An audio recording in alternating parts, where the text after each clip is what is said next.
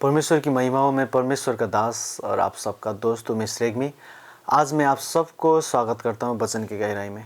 आज वचन की गहराई से आपको मैं एक दर्शन शेयर करना चाहता हूं जो परमेश्वर ने मुझे आज से कुछ साल पहले दिया था। और उस दर्शन में जो मीनिंग है वो इन टाइम के लिए, अंतिम दिनों के लिए, जहाँ पर अभी हम जी रहे हैं, इसी अंत के दिनों के लिए उसने ये दर्शन दिया था। और शैतान का हथियार उसने बताया था, जो सामर्थी हथियार है जो शैतान इस्तेमाल कर रहा है, उसको उसने दिखाया था। तो मैं आपको ये समझाने की कोशिश कर रहा हूँ, अच्छे से सुनना। और मुझे उतना हिंदी नहीं आता तो अच्छे से सुनना होगा आपको, क्योंकि मैं नहीं चाहता कि आपको जो मैं समझाना चाहता हूँ उससे अलग ना समझ जाएं आप। और क्योंकि मैं आपको अपना दर्शन शेयर कर रहा हूँ, इसका मतलब ये नहीं है कि मैं बहुत ज़्यादा आत्मिक हूँ। मैं बस परमेश्वर को प्रेम करने वाला उसका एक सेवक हूँ। और उसने अपने करुणा और दया के द्वारा मुझे बहुत सारे दर्शन दिए हैं, और उनमें से ये दर्शन मुझे शेयर करना है आपको। ये परमेश्वर के आत्मा के द्वारा मुझे प्रेरणा मिली और मैं आपको शेयर कर रहा हूँ। उस टाइम पर जब मैंने ये दर्शन देखा था, ये लॉकडाउन से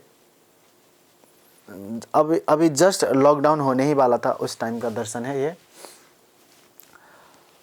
तो परमेश्वर ने, उस वक्त हम प्रार्थना में थे और इस तरह का प्रार्थना कर रहे थे कि हम घर से नहीं बाहर निकलेंगे, लॉकडाउन से पहले, कि हम घर से नहीं निकलेंगे, हम इसी बाउंड्री के अंदर रह के हम प्रार्थना करेंगे, फ़ोन वगैरह नहीं यूज करेंगे। इस तरह का प्रार्थना था कुछ दिनों के लिए। और जब मैं प्रार्थना में था, प्रार्थना के बाद मैं सो गया। सोते ही परमेश्वर का आत्मा मुझे दर्शन में ले गया। सोते ही मैं दर्शन में अपने आप को देख रहा हूँ। वहाँ पर मैं अपने आप को पाता हूँ कि मैं ऐसे चलते हुए जा रहा हूँ और वहाँ पे गार्डन है, बगीचा, बहुत अच्छा सुंदर सा बगीचा। और जब मैं वहाँ पे चल रहा हूँ, जब मैं ऊपर देखता हूँ तो ऊपर अलग सी रोशनी है। मैं डिस्क्राइब नहीं कर सकता, वर्णन नहीं कर सकता, अच्छे से मैं बता नहीं सकता, क्योंकि जो परमेश्वर दिखाता है वो बताना थोड़ा मुश्किल है ना। तो मैं ट्राई कर रहा हूँ। वो बहुत सुंदर था। वो रोशनी सनलाइट की तरह नहीं था। जो सूर्य होता है, जो सन होता है, उस सन की लाइट की तरह नहीं था। वो बहुत सुंदर था।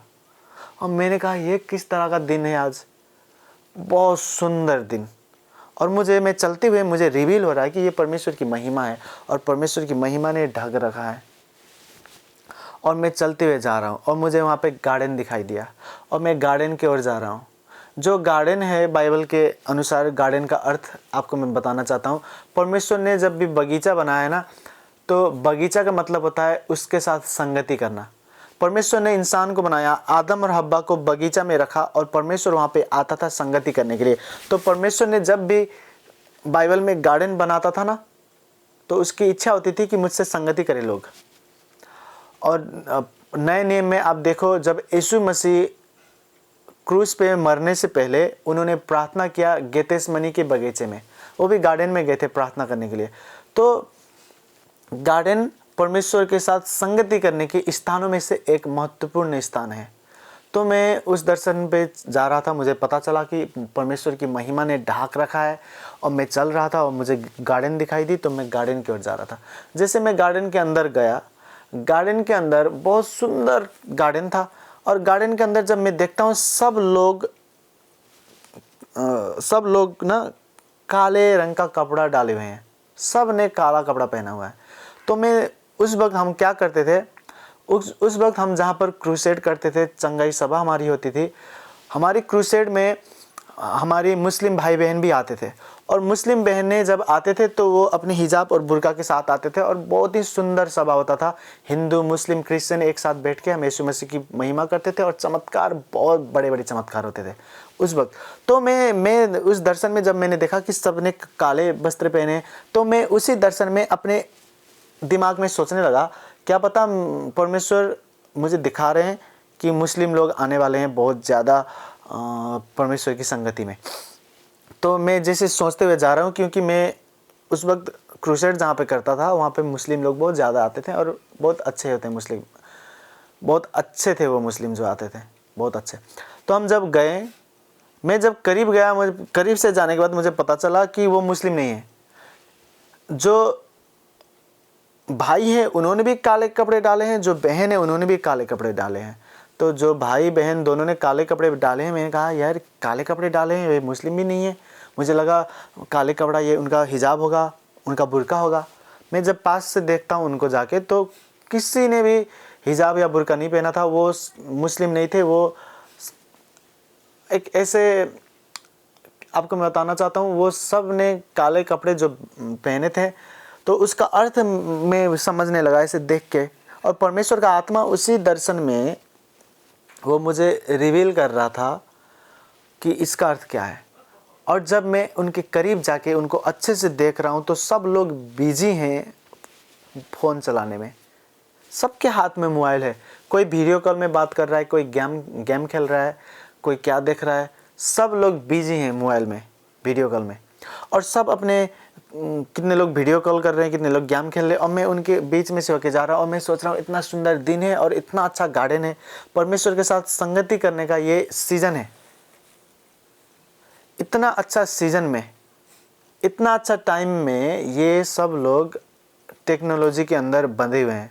तो परमेश्वर का आत्मा ने मुझे रिवील किया उसी दर्शन में कि जो वो काले कपड़े जो उन्होंने पहने हैं, वो काला कपड़ा कोई कल्चरल ड्रेस नहीं था या मुस्लिम भाई बहनों का उनका कपड़ा नहीं था। ये कपड़ा था कि वो लोग सब बंधन में है, उसका साइन है कि आत्मा में शैतान ने इनको काला कपड़ा पहनाया है। वो सब टेक्नोलॉजी के अंडर में है, जो फ़ोन, इंटरनेट, वाईफाई कुछ भी करते हैं उसके बंधन में है वो सब।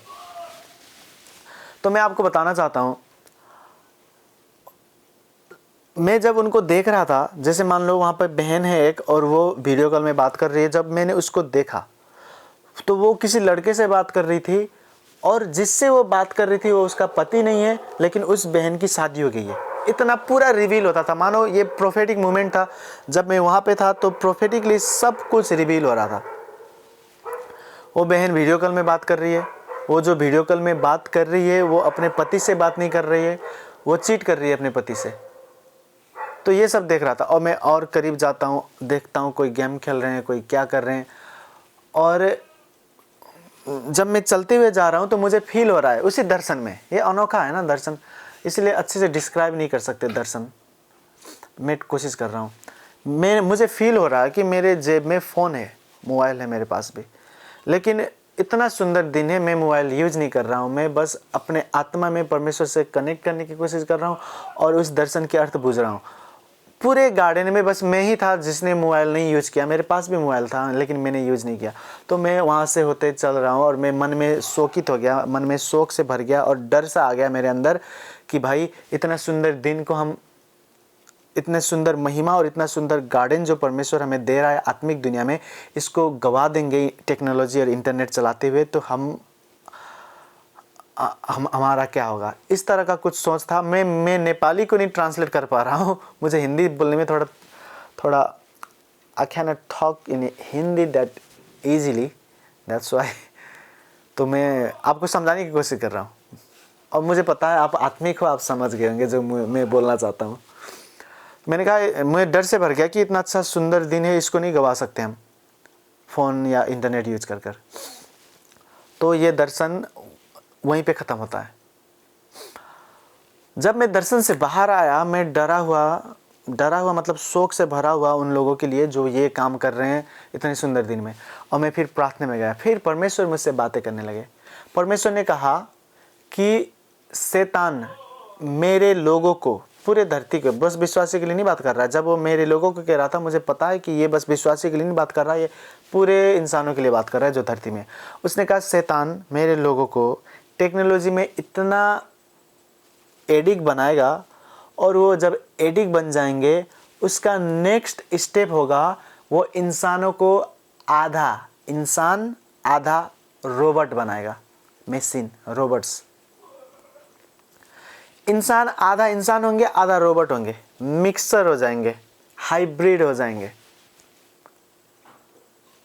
फिर परमेश्वर ने कहा जो नूह के समय में हुआ था वही करना चाहता है शैतान। फिर मैंने बाइबल पढ़ा, नूह के समय में क्या हुआ, क्या नूह के समय में भी हाइब्रिड थे क्या लोग? जब मैंने बाइबल पढ़ा, वहाँ पे लिखा है कि परमेश्वर के बेटे, परमेश्वर की बेटियों को सुंदर देखकर उनके साथ शादी कर कर सहवास करते हैं, उनके साथ सोते हैं और उनसे जो बच्चा जन्म लेता है वो नेफिलिम होते हैं। और वो नेफिलिम होते हैं, वो जाइंट की तरह एक हैवान की तरह होते हैं और वो अपने समय के सबसे ज़्यादा शूरवीर होते हैं। वो आधा स्वर्गदूत होते हैं, आधा इंसान होते हैं, उसको बोलते हैं नेफिलिम। आधा वो लड़की जो है, वो वचन में जो लिखा है, परमेश्वर के बेटे परमेश्वर की बेटियों को सुंदर देख के उनको अपनी पत्नी बनाते हैं। वो जब परमेश्वर के बेटे कहते हैं, वो पद जो परमेश्वर का बेटा कहता है, उसका मतलब स्वर्गदूत का बात कर रहा है। वो स्वर्गदूत के बारे में बोल रहा है। स्वर्गदूत जब स्वर्ग से कुछ मिशन लेके उतरे होंगे ना, देखो एक लूसीफर का टीम है। लूसीफर स्वर्ग से फेंका गया क्योंकि उसने घमंड किया, वो परमेश्वर का स्थान चाहता था। लेकिन दूसरा और भी टीम है जो स्वर्ग से उतरा, कोई मिशन कोई विजन परमेश्वर ने उनको दे के भेजा, लेकिन वो लड़कियों को देखकर बोलते हैं इनसे शादी मनाएंगे, इनके साथ सोएंगे, बच्चे करेंगे, परमेश्वर के नियम और उनका व्यवस्था वो अपने पास रखें, हम अपने मन का करेंगे। और स्वर्गदूत पाप करते हैं, इंसान के बीच में दुष्टता लेके आते हैं, इंसान से शादी करते हैं और उन लड़कियों से जो बच्चा होता है वो आधा स्वर्गदूत आधा इंसान होता है, मिक्सर होता है, हाइब्रिड होता है। और आपको पता होना चाहिए कि स्वर्गदूतों का उद्धार नहीं होता। अगर स्वर्गदूत पतन हो गया तो उसका उद्धार नहीं होगा। क्यों? क्योंकि स्वर्गदूत सिद्ध है। सिद्ध का मतलब समझते हैं, परफेक्ट है। हम इंसान परफेक्ट नहीं है, लेकिन स्वर्गदूत परफेक्ट है। अगर हम पाप करते हैं तो उसमें शैतान इन्वॉल्व है। अगर स्वर्गदूत पाप करता है ना तो उसमें शैतान इन्वॉल्व नहीं है, वो उनके सेल्फ विल के वजह से पाप करते हैं, वो अपने इच्छा से पाप करते हैं। स्वर्गदूत से पाप नहीं होगा। अगर वो चाहेंगे मैं पाप नहीं करता, मैं करूंगा नहीं, कभी कभी नहीं करूंगा, अगर स्वर्गदूत का डिसीजन कर ले कि मैं कभी नहीं पाप करूंगा, तो वो कभी नहीं पाप करेगा। वो परफेक्ट है। उनको पाप करने के लिए अपनी अंदर का जो परफेक्शन है उसको गवा कर, उसको मार कर उनको पाप करना होगा। लेकिन हम इंसान परफेक्ट नहीं है। अगर हम कहेंगे हम पाप नहीं करेंगे, हम कभी नहीं पाप करेंगे, तब भी लोगों से पाप हो जाती है। बोलते हुए, देखते हुए, गुस्से से, जान अनजाने में इंसान पाप करते हैं, क्योंकि हम परफेक्ट नहीं है। स्वर्गदूत परफेक्ट है। और स्वर्गदूत जब पाप करता है ना, वो शैतान का शैतान सहभागी नहीं होता उसमें। शैतान ने उसको नहीं उकसाया कि भाई तू पाप कर। शैतान उकसा नहीं सकता स्वर्गदूत को पाप करने के लिए, क्योंकि स्वर्गदूत परफेक्ट है। हमें शैतान उकसा सकता है, हम परफेक्ट नहीं है। तो परमेश्वर ने अपना बेटा जो भेजा और यीशु मसीह ने जो लहू बहाया, वो लहू इंसानों के लिए है, स्वर्गदूतों के लिए नहीं। स्वर्गदूतों का कभी उद्धार नहीं होगा। वो जो पतन हो गया लूसीफर का कभी उद्धार नहीं होगा, वो नरक में ही जाएगा। इसीलिए वो जलता है हमें देख के कि ये इंसानों का तो पाप भी करते हैं, उनको क्षमा भी करते हैं और स्वर्ग भी ले जाना चाहते हैं। हमसे पाप हुआ, हमें क्षमा नहीं कर रहे हैं। उनको क्षमा नहीं मिलेगा, क्योंकि वो परफेक्ट है। वो बिना अपने इच्छा के पाप ही नहीं कर सकते। लेकिन इंसान अपने इच्छा के बिना भी पाप कर सकता है। वो घर से निकला अच्छा वाला प्रार्थना करके कि मुझसे गुस्सा नहीं होगा, आज मैं पाप नहीं करूंगा, लेकिन जाते हुए कुछ भी हो सकता है घटना, ऐसे वो गुस्सा भी कर सकता है, झूठ भी बोल सकता है। तो इंसान से पाप होता है, अगर वो ना चाहे तब भी। लेकिन स्वर्गदूत ना चाहे तो उससे कभी नहीं पाप होगा। इसीलिए स्वर्गदूत से जो पाप हुआ, परमेश्वर ने निर्णय किया कि वो नरक में ही जाएंगे। तो मैं आपको फिर टॉपिक में आता हूँ। जो स्वर्गदूत मिशन और विजन के लिए आए थे, उन्होंने पाप किया और बच्चे उनसे हुए। जो बच्चा उनका हुआ वो हाइब्रिड था, वो नेफिलिम थे। वो स्वर्गदूत और इंसान के मिक्सर थे। और मिक्सर चीज़, हाइब्रिड चीज़ों को भी उद्धार नहीं मिलता। इंसान को उद्धार मिलता है, हाइब्रिड को उद्धार नहीं मिलता। इसीलिए परमेश्वर ने कहा कि मैं सबको मार दूंगा, नूह के परिवार के सिवा।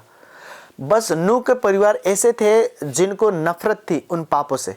हम नहीं हाइब्रिड होना चाहते हैं, हम नहीं उस पाप में सहभागी होना चाहते हैं।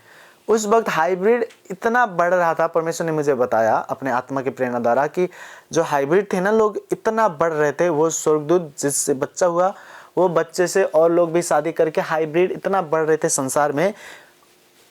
और सब लोग एक्सेप्ट कर रहे थे, उसको स्वीकार रहे थे कि भाई कोई नहीं, हमारा परिवार ताकतवर होगा, शक्तिशाली होगा, इनसे शादी कर लेते हैं, हमारा घराना भी वहाँ पर जाएगा, उनका घराना भी हमारे में आएंगे। ऐसे एक्सेप्ट कर रहे थे। और परमेश्वर ने कहा कि मैं ये नहीं चाहूँगा। परमेश्वर ने कहा मैं नूह को धर्मी देखता हूँ और नूह और उसके परिवार को बचाए रखूंगा और सबको मारूंगा। और जल प्रलय आया और नूह के समय में सबको मारा उसने। सबको, क्यों सबको मारा? क्योंकि उनकी उद्धार नहीं हो सकता था। आपको समझना है। और अंत के दिन में मेरे भाई और मेरे बहनें, अंत के दिन में भी शैतान यही हथियार इस्तेमाल करना चाहता है, लेकिन दूसरे तरीके से। वो दूसरा तरीका क्या है? लोगों को, पहले आपको, आपके बच्चों को, इंसानों को वो एडिक्ट बनाना चाहता है इंटरनेट में। वो बहुत ज़्यादा एडिक्ट हो जाएंगे, अपने जीवन का हिस्सा बना लेंगे इंटरनेट और टेक्नोलॉजी को।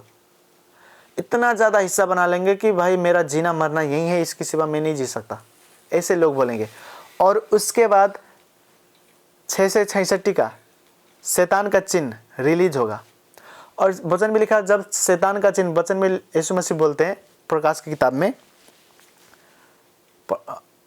नेपाली बाइबल में प्रकाश लिखा है, अब हिंदी में क्या लिखा होगा? सबसे लास्ट अध्याय हिंदी का सॉरी बाइबल का, द बुक ऑफ रेवलेशन। वहाँ पे परमेश्वर बोलते हैं कि अगर किसी ने वो शैतान के चिन्ह लगाया अपने दाएं हाथ पे या ते माथे पे, तो उसका उद्धार नहीं हो सकता। क्यों नहीं उद्धार हो सकता? आपको पता है? वो चिन्ह लगाते हैं, वो जो चिप लगाएंगे ना, यहाँ पे चिप लगा देंगे, यहाँ पे चिप लगा देंगे, उसके बाद लोग हाइब्रिड हो जाएंगे। वो आपको कंट्रोल करेगा, आपके माइंड को कंट्रोल करेगा। बाद में धीरे धीरे आप वो उसमें, उसके अंदर जो टेक्नोलॉजी उसने रखा है आपको नहीं बताएगा। वो धीरे धीरे सब इंस्टॉल होते जाएंगे। आपका इमोशन मरेगा, आप रोना छोड़ देंगे, आप हंसना छोड़ देंगे। आप इंसान हैं, लेकिन आपका माइंड कंट्रोल करके वो टेक्नोलॉजी आपको रोबोट बना देगा और आप हाइब्रिड बन जाएंगे। और परमेश्वर आपका उद्धार नहीं कर सकता जब आप हाइब्रिड बन जाएंगे। रोबोट का भी उद्धार नहीं होता। हमारे बाइक्स, कार, ये सब रोबोट, ये सब मशीन है, इनका नहीं उद्धार होता। पंखा, एसी, इनका नहीं उद्धार होगा। स्वर्गदूत जो पतन हो जाएंगे उनका भी नहीं उद्धार होगा। इंसान जो रोबोट बन जाएंगे उनका भी नहीं उद्धार होगा। याद रखें जो मैं आपको बता रहा हूँ और सुने। धीरे धीरे धीरे धीरे होगा। ये एक ही बार नहीं कर सकता शैतान। उसे पता है कि लोग ऐसे एक ही बार ऐसे नहीं एक्सेप्ट करेंगे, इसे नहीं स्वीकारेंगे। तो लोग इसे नहीं स्वीकारेंगे तो हम क्या करें कि लोग स्वीकारें? तो शैतान पता है क्या करेगा? शैतान पहले एडिक्ट बनाएगा आपको इंटरनेट में। आप ज़्यादा एडिक्ट हो जाएंगे, आपका जीना मरना ही इंटरनेट होगा। आपको बाद में पता चलेगा आपकी वाईफाई नहीं रिचार्ज होंगे जब तक वो साइन, वो चिन्ह आपके दाएं हाथ पे या माथे पे ना लगाओ। तो मेरा वाईफाई रिचार्ज नहीं होगा तो मैं लड़की से कैसे बात करूँगा? मेरा वाईफाई रिचार्ज नहीं होगा तो मैं कैसे गेम खेलूँगा? तो लोग जाएंगे। जैसे आधार कार्ड नहीं बनाते, आधार कार्ड बना रहे हैं, पासपोर्ट बना रहे हैं, ये सब बना रहे हैं, ये अनिवार्य है, ये कंपलसरी है, ऐसे कंपलसरी होगा। आप कुछ खरीद नहीं सकते, कुछ बेच नहीं सकते जब तक वो छाप ना हो। तो लोग बोलेंगे वाईफाई नहीं रिचार्ज होगा जी हमारा। चलो जी, बाद में पश्चाताप कर लेंगे, बाद में तौबा कर लेंगे, क्षमा मांग लेंगे परमेश्वर को, वो तो दयालु है, क्षमा कर लेंगे। चलो वाईफाई रिचार्ज के लिए ही जाते हैं। और वाईफाई रिचार्ज करके परमेश्वर का वचन ही देखेंगे ना। पूरे दिन तो वीडियो नहीं देखते हम, पूरे गेम नहीं खेलते हम, पूरे दिन तो लड़की से बात नहीं करते। ऐसे बोल के लोग जाएंगे। आप एडिक्ट मत बनो इंटरनेट में। फ़ोन आपको चला रहा है तो फ़ोन को छोड़ दो। फ़ोन आपको चला रहा है तो आप एडिक्ट होते जा रहे हैं। आप फ़ोन को चलाओ, फ़ोन आपको ना चलाए। और सुनना ध्यान से, पहले लोग सोना चांदी से खरीदते थे, ठीक है, हमारे बाप दादा। उसके बाद पैसा आया, उसके बाद पैसा दे के खरीदते हैं, बेचते हैं, ठीक है। अब लोग ऐसे बोलेंगे, आपको मैं बता रहा हूँ, बड़े बड़े लोग जो अमीर हैं ना, वो ऐसे बोलेंगे कि भाई पैसा एक हाथ से दूसरे हाथ में जाता है तो क्या होता है?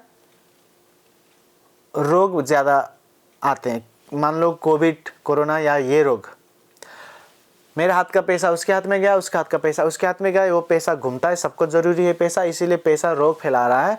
इसीलिए अब पैसा धीरे धीरे कम करके डिजिटल बना देते हैं। कार्ड बना देंगे जी, क्रेडिट कार्ड, डेबिट कार्ड, और उसी कार्ड से लोग खरीदेंगे, बेचेंगे। और बाद में बोले, पता है बाद में क्या होगा? बाद में ये बोलेंगे कि जो कार्ड है ना, कार्ड भी एक हाथ से दूसरे हाथ में जा रहा है, तो कार्ड से भी वायरस कर सकते हैं।